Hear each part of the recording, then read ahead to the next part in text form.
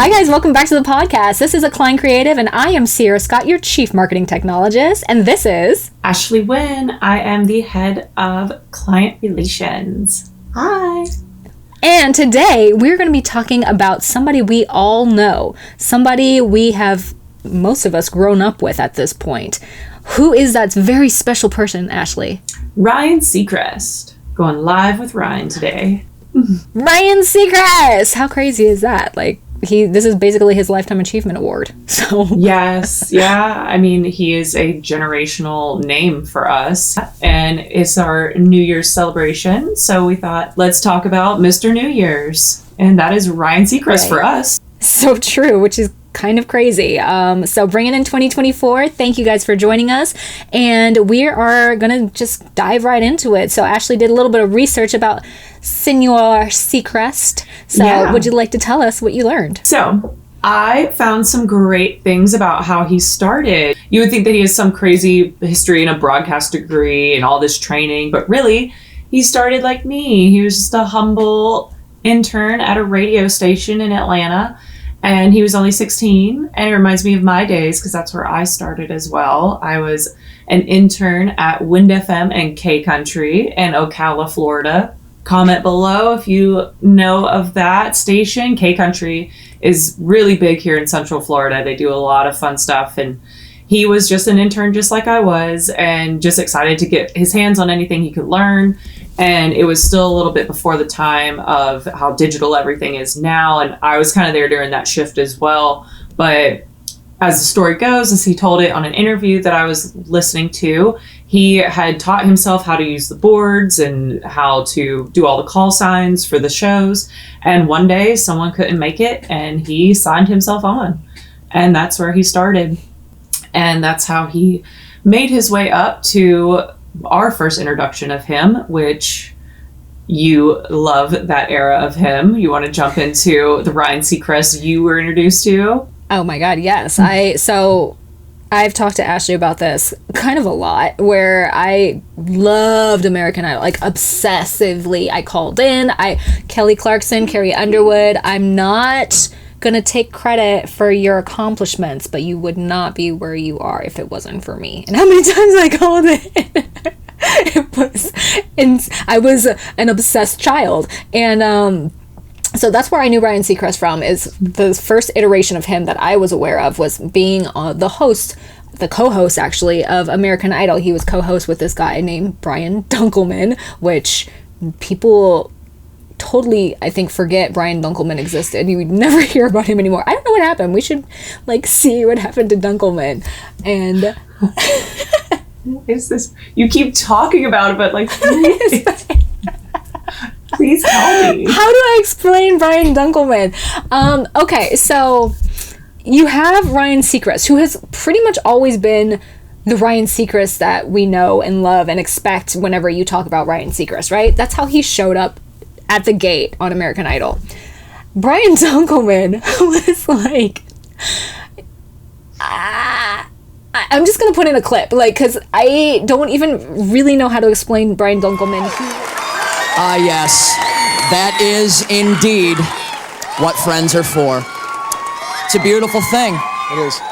Now what we're gonna do is pit them against one another. And he was kind of like, I think towards the end, he was almost even jealous of Ryan. Like, it seemed kind of like, because he wasn't as charismatic, he wasn't as conventionally attractive, and I think that he started to see the situation.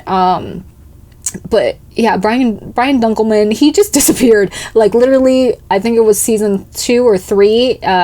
Ryan showed up and he opened the show, and it was just like, no Dunkelman. It was always, I'm Ryan Seacrest, and he's like, I'm Brian Dunkelman. Like, that's how they always would open the show, and then it would be like, and this is American Idol. And then one year it was just, I'm Ryan Seacrest, and this is American Idol. And I was like, oh crap, Dunkelman's out of a job.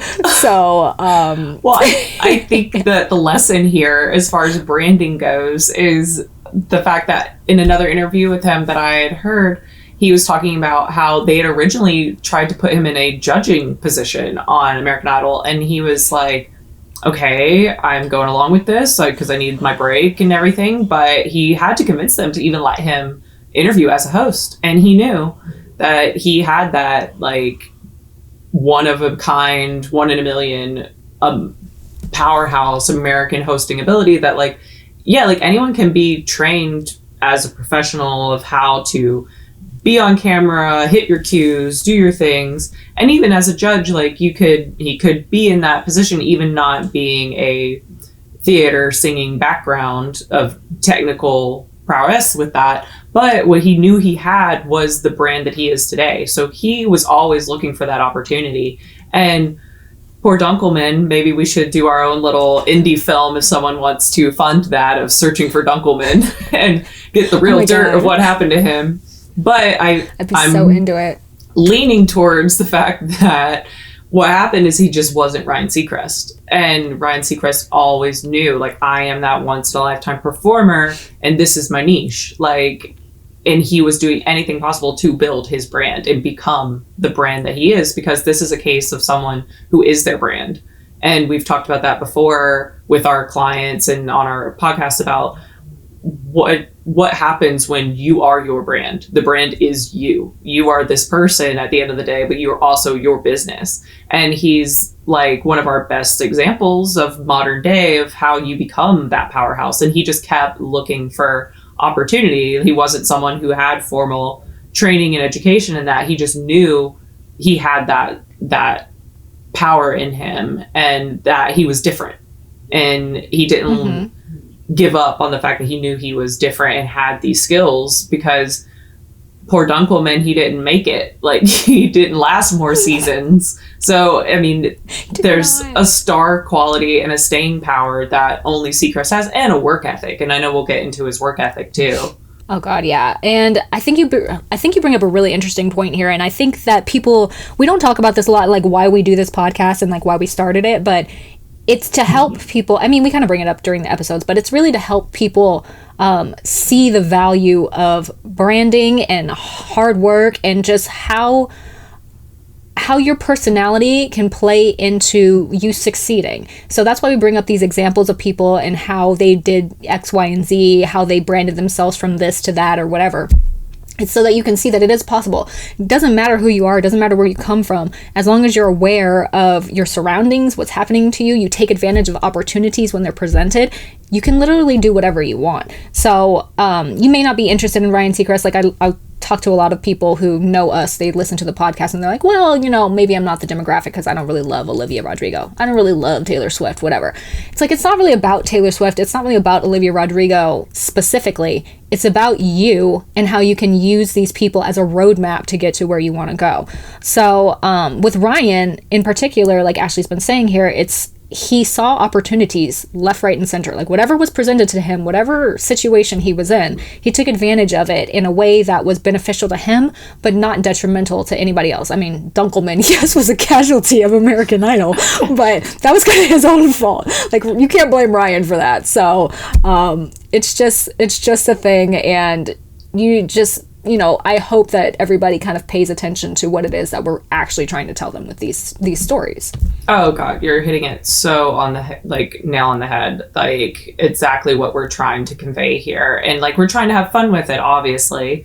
And we're trying to tell relevant stories, because these are people that we all know, whether you're like that into them or follow them, you know these names, and it's like, there's a reason you know these names. So we're just trying to dive into that. And I think that we both have differing perspectives or different people, so that makes it more fun too, because sometimes we'll be coming up with ideas or talking about things that we love, and we don't love all the same things, and we don't have the exact same playlist every day, but we know of these things. So I think it is a lot of easily grasped concepts, especially with Ryan's journey.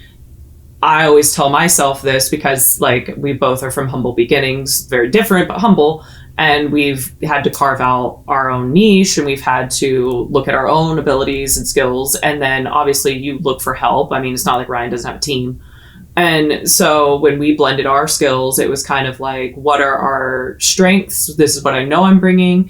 And we met each other at the right time, but we were individually knowing ourselves and our best abilities. And that's something that I think that we instill in our clients too, of like, don't get bogged down that you don't think you have the means or this opportunity or whatever. All you can do is be ready for the right opportunity.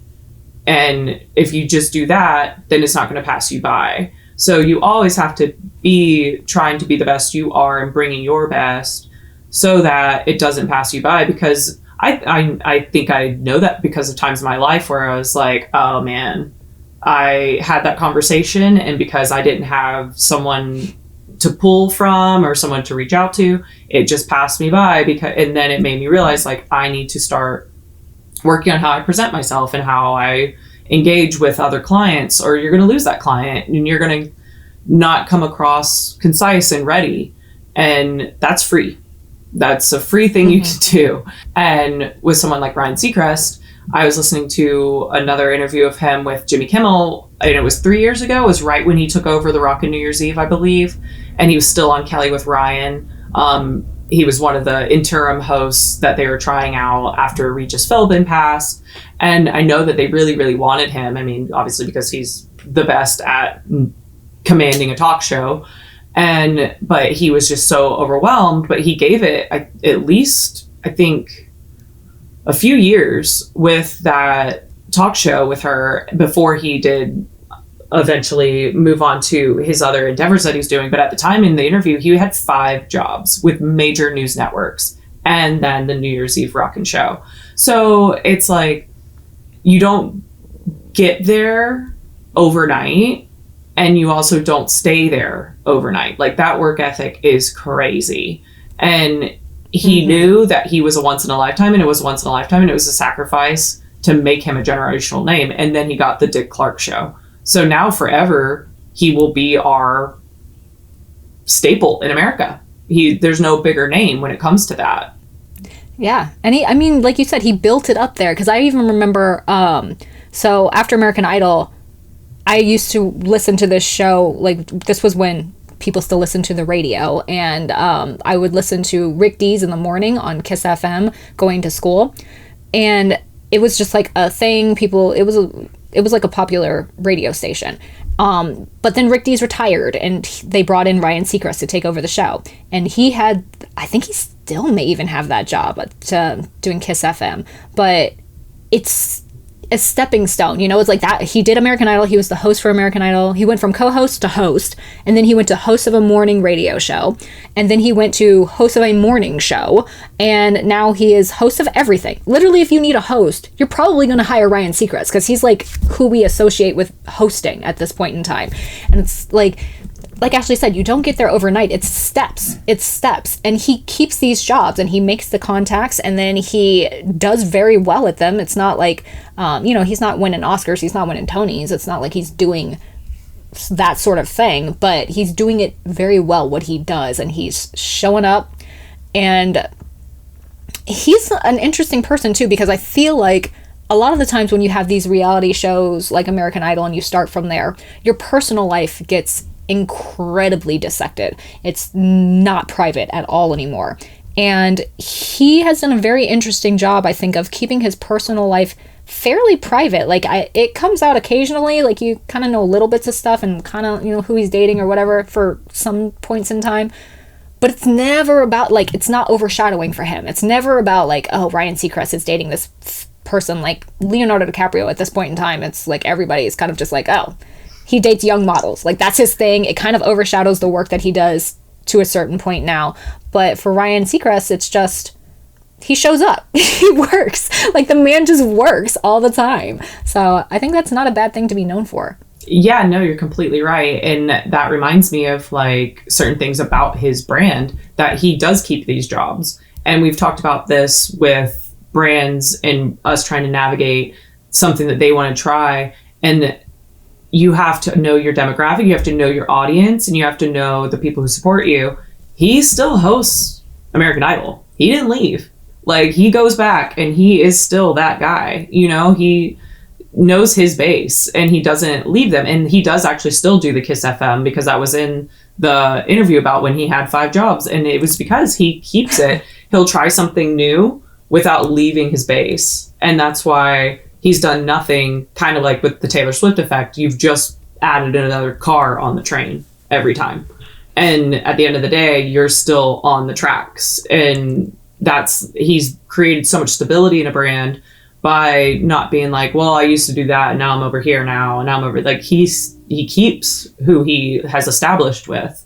And that's why he's so lovable. And then also, like, he's not someone that we often hear negative press about, because he's just a workhorse. And there's few and far between. Like, he's the top of his game as a host. Like you said, he's not winning Oscars and things, but he's like if there was an Oscar for hosting, he would have it, because he is the workhorse of that. Like, he never complains, never takes a day off, just works. And I know that has to be hard at times, obviously, but he's gotten to the point now that you are now our Dick Clark. So there will be times where you can relax, but you've made it there, and that's how you have to be. And he saw the sacrifice, and he saw the end game of it. And so I remember one time I had a friend who was dating the guitarist for Maroon 5 at the time, and we were all hanging out. And I could say this because he hasn't had the best of press, but Adam Levine had left where we were early and had some issues that night. And it was right before he became a household name. And one of the other members of the band said, you can't have a superstar, or you can't be a superstar if you're not willing to do superstar hours. And they internally were having issues with the fact that he did not have a Ryan Seacrest attitude about his work schedule. And you just don't hear these things about Ryan Seacrest, and you don't hear other unsavory things really coming out, because he just works. And yeah, it says a lot about protecting and building your brand. Like, are you willing to commit to a lifetime of your brand? Because it is a lifetime. Mm-hmm. Yeah, I agree with you. And, you know, we've talked about this a little bit. If anybody's seen any of our other episodes, we talked how it's kind of a 3-year process a lot of the time. It's like you don't always get famous right off the bat. And even if you're Instagram famous or whatever, and that comes a little bit quicker sometimes, it's not always lasting because the foundation isn't always there. If you talk to people within any industry, anyone, entertainment, retail, construction, whatever, it's like they will tell you, you have to show up. You have to have at least the bare minimum level of skills to start to succeed within your industry. And I find it kind of hilarious when people start to have that kind of diva mentality, like you mentioned with Adam Levine. It's like, I will say, I did love Maroon 5. Like, Sunday Morning came out, I was all about that. I was so hanging out. I was hanging out. Like, obviously. You were there, yeah. So you were into it. But it's like, there's something about working with those people, and it may not be immediate to where others within that same industry start to hear these stories, but eventually it gets out. And if you're difficult to work with, if you don't show up ready, if you show up and you are just all over the place, your reputation is going to tank. People are not going to take you seriously. They're going to stop working with you eventually. You're going to get less jobs. Everybody gets less famous. Everybody gets less in demand. Everybody gets less wanted over time. So even though you might be hot right now, you may have made it, you may be like selling like your products may be going off the shelves right now. Maybe you've got like, I don't know, Walmart in the early 2000s level of product moving sort of situation. But that stops, and it stops a lot quicker when you don't show up ready or have a good attitude or things like that. And I think that that's also something to take away from this, because I mean, Ashley and I were having a conversation about trolls essentially online earlier as well, and their personalities and things like that, and how they're always like, well, you only got this because of XYZ, you know, whatever, you don't really have the skills and whatnot to go forward. Or it's like, maybe not. Maybe we don't have skills. Maybe we don't have, you know, we're not in Mensa, we're not that level of smart, whatever. But you know what we do have? We show up and we have a good attitude. And if you do those two things, that's 90% of the work right there. So it's like, yeah, someone's always going to be better than you. So you may not be as good as the person next to you, but you can always be kinder. You can always be more eager. You can always respond faster. Early bird gets the worm. So just take that into consideration when you're building your businesses. Yeah, I mean, I can't agree anymore with all of that, like, because we both live it. But when it comes to someone like him, where he's like, I know my skills, I know what I'm bringing to the table, I just need the opportunity. When you finally get that opportunity, you have to be a team player. You have to realize that everyone has a working part in making this production happen. Like, you need to hold yourself to a higher standard, because it makes everyone else hold themselves to a higher standard too. And you can see when he comes in and he fills the shoes of Regis Philbin, or he fills the shoes of Dick Clark, like, why is it still successful? Because he comes in with that, and that air of like, we're doing legacy work, and like, this is how we keep this going. Because I mean, without him, American television obviously is not what it used to be. What is the reason for even having a network talk show when we all have streaming? You know, so how is he able to keep something alive that in all other ways would be obsolete at this point? Like, the fact that he carries a lot of showmanship legacy in our modern country media. And because, I mean, all those people have, you know, passed on, and all of those platforms are beginning to pass on. But why do we still love him so much? Because he gives us something that we grew up with. He gives us nostalgia, but he's bringing it into the modern era, and like, people want that. Like, we want to tune in on New Year's Eve. We want to have that person there and have fun and do celebrations, when we haven't really had that kind of morale in the country for quite a long time now, in our generation. And so, yeah, like, he sees that niche, and he sees that professionalism that we're still, like, whether we realize it or not, we crave it. And without it, we are just subject to all these trolls on the internet who are just unhappy because they're unhappy with everything. And no one gets on and trashes the New Year's Eve show when he's on it. They're just like, oh, like, we have something back again. Like, we have a thing that still brings us all together. And that's few and far between. So that kind of professionalism, that kind of brand, people won't admit it because people don't want to be positive, as we've experienced. Like, the last thing people want to do is share positivity. It's not the cool thing to do. But the telltale sign of something being positive is that no one has a problem with Ryan Seacrest. Like, we're just like, yeah, there he is, you know, like with Anderson Cooper, and, you know, Andy Cohen could rub people the wrong way sometimes, but for the most part, we just get excited when we see them because we're like, oh yeah, bring them out. It's New Year's. So we need those people. And like Dolly Parton, we just want to be excited to have like some like wayfinder lighthouse of an entertainer that we're just like, oh yeah, we have them and they're beloved. I mean, and if people aren't putting in the work, we're going to go without that. And then before we know it, we're just a bunch of sad trolls. And so these brands are important, in understanding how to safeguard these brands and help people build brands that people all like and go to is important work, because without it, like, it could happen real quick that we just have like this dystopia where we don't have anything that is any type of positivity. And we need to champion positivity a little bit more. Oh, for sure. And it's so funny that you bring that up, because Brian he hits such a particular niche, and it's something that I think is so subtle that we don't really think about it when he's doing it, but you kind of like really verbalize it quite well, where we don't want remakes. There's like, they were inundated with remakes. We're inundated with people trying to recapture that nostalgia from something that we loved previously, but they want to bring in a new generation to enjoy it. But none of us really enjoy remakes, like, at least for the people who were there for the original. It never really pans out well for that group.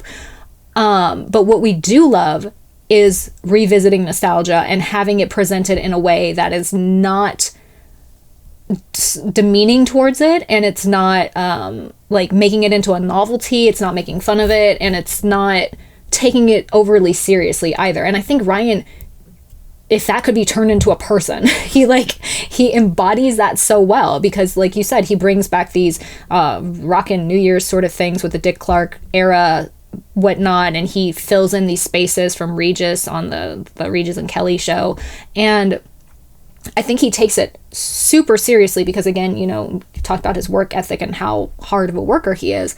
But at the same time, I don't think he takes it that seriously. You know, it's like, it's one of those things where it's like he shows up, he does the work, and he thinks like, hey, I have to be here, I have to do this, I have to talk about XYZ, whatever. But I don't think he thinks that it's more important than it actually is. It's like, yeah, you're carrying on a legacy. Yes, you are the face of this thing now for a new generation as well as an old generation. You're having to like combine both of those things.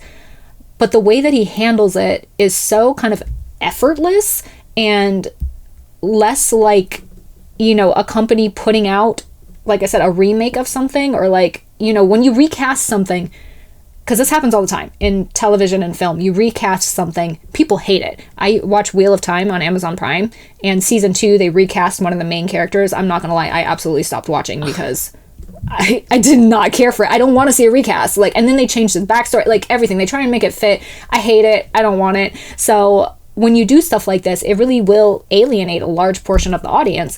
And for whatever reason, the beauty, the branding of Ryan Seacrest is he's able to bridge those gaps really, really well. And it just speaks testament to how, I don't want to say how like mid he is, because he's not mid, but he's in such an area that's like here that it translates really well to a lot of people. He's like not overly, like, he's not aggressive, but he's not passive. He's not uber good looking, but he's not ugly, and he's not average. And it's like, he's just kind of like the perfect little blend for everything. It's true. He's just our Ken. He's Ken. He's Knuff. Yeah, he's Ken. He's Knuff. You are Knuff. Beach? Yes, no. Ryan's job is New Year's. Yeah, it's just New Year's. And American Idol. Yeah. Yeah. Host? He's just a host? Yeah. Ryan's job is host. Yeah. No, we're not demeaning him. We think the world of him. But no. Mm-hmm. No, I agree with everything you're saying. Like, there's a science to it. And he knew that he had that. And it was just a self-awareness, too. He wasn't pitching himself as something he wasn't. He knew, like, what he fit. He knew that he had a universal appeal, that he wasn't rocking any boats. Like, he just knew his niche. And it's know your audience. Like, I have a lot of experience with the bridal market as a model, and every time I'm doing any like gowns or anything like that, the makeup artists are typically bridal makeup artists who, when they're not doing the advertisements, they're doing real brides. And I just love picking their brain. I'm like, who's the craziest bride you've had? Like, I know that's not a positive thing, but it's fun. And so I'm like, tell me the dirt. And what we talk about a lot is them not knowing themselves and being the best version of themselves. They come in with a picture of Kim Kardashian and they look like Heidi Klum. And they're like, I can't do that to you. Like, that's... And you're beautiful just in another way, but like, you're asking me you want to be a different person, like, it's not gonna happen. And so you need to know who you are and who you're pitching yourself to be.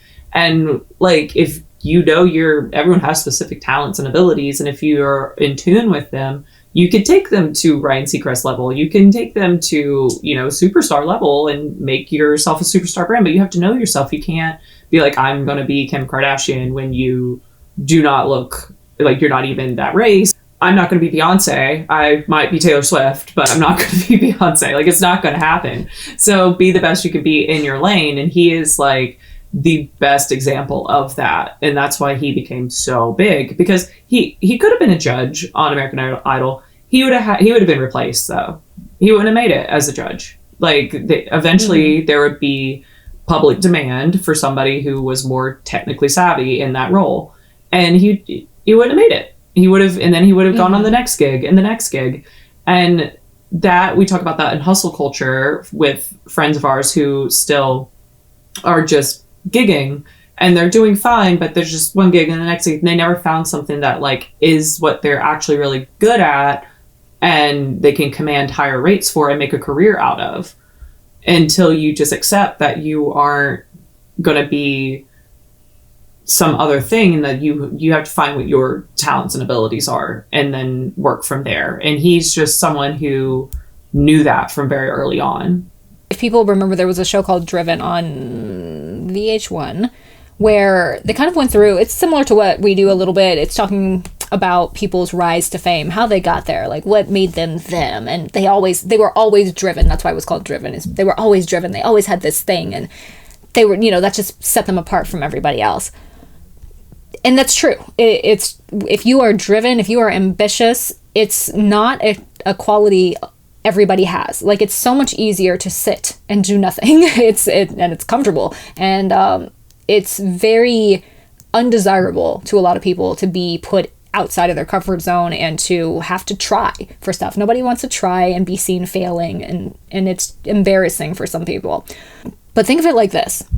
If you want anything in life, you have to be willing to look stupid. You have to be willing to fail. You will not get anywhere if you are just sitting in your comfort zone, just waiting for things to be handed to you. That's not how it works. For Ryan Seacrest, he was ready. He was sitting there. He was driven. He was showing up at the places that he needed to be so that he could have that opportunity to take over the radio station call, so that he could have the opportunity to be the solo host on American Idol once Dunkelman got fired. He was there, ready for it, when Regis unfortunately passed, he was there and ready to take over that spot. It's like, you have to be ready. Always be ready to eat. Always be hungry. Always be trying to get the next thing. And as a business, as a brand, as a owner of whatever you have to be thinking of what it is that you want, because that tells you the kind of person that you are, so that you can put yourself in those positions, in those places, and be in the vicinity of the stuff that's going to make you go to the next level. And this is honestly one of the things that I find to be most interesting about people. And when I'm speaking with them just as a general, they don't know themselves. Like, I don't know what it is about people just spending some time with themselves that really freaks them out, I guess, or they just never took the time or the initiative to do it, but they have no idea like what they're about. And get to know what you're about. If you're going to own anything, if you're going to have people working for you, employees, if you're going to be putting out products, whatever, you're going to have to defend those products. You're going to have to tell those employees how to behave, how to do stuff. You're going to need to be able to lead. So if you can't know how to tell yourself to do something, you're not going to be able to verbalize it to other people. So these are the nuggets that I'm tossing out here today. I fully agree. Yeah, I could not agree more. And I think the fun thing would be like, leave it in the comments. One thing that you're good at. Just say it. Yeah. Do it positive. Like, be positive to yourself in 2024. That's our New Year's resolution. Everyone leave a comment about one thing they're good at. Unapologetically say one thing you're good at. One thing. That's it. Be nice to yourself, and be generous too, because I know I struggled with this for a long time, which was just being generally nice to yourself and really seeing what your skills are, like what you're capable of and what things you bring to the table. Because people will try and tell you that you don't. They'll try and tell you like, oh no, you're not this. Oh no, you can't do this. Oh no, you're not whatever. And it's like, but if you think you are, if you know you are, because you feel it in your soul, in your heart, in your mind, whatever, that's who you tell the world that you are, and you will be that. So just say it. Say it and start your 2024 and it's right. not an arrogant thing. Like, if you realize, like, well, everyone told me I couldn't, and I went out and I did it on my own, and nothing failed, nothing caught fire. I made it through. And I made an A on my own. Like, if you're getting results from doing your own work, don't listen to people then. Do not listen to any, because you don't know what other people are going through. They could be intimidated. They could just not want to see you succeed. They could see that you are good at that and they failed at it themselves, so they don't want to see you do well. You don't know, and it's not your job to do that mental gymnastics. You need to just try on your own and not be afraid to try. So that's my nugget. Sister. My piggyback on what you were saying of the good wisdoms. I love it. So nuggets coming from Acline here. On that note, because I think that's pretty good. Yeah. Should we like, comment, subscribe? Yeah. Comment. Tell us what you're good at, and everyone have a good holiday and enjoy your new year. Yes. and watch Ryan Seacrest. Bye.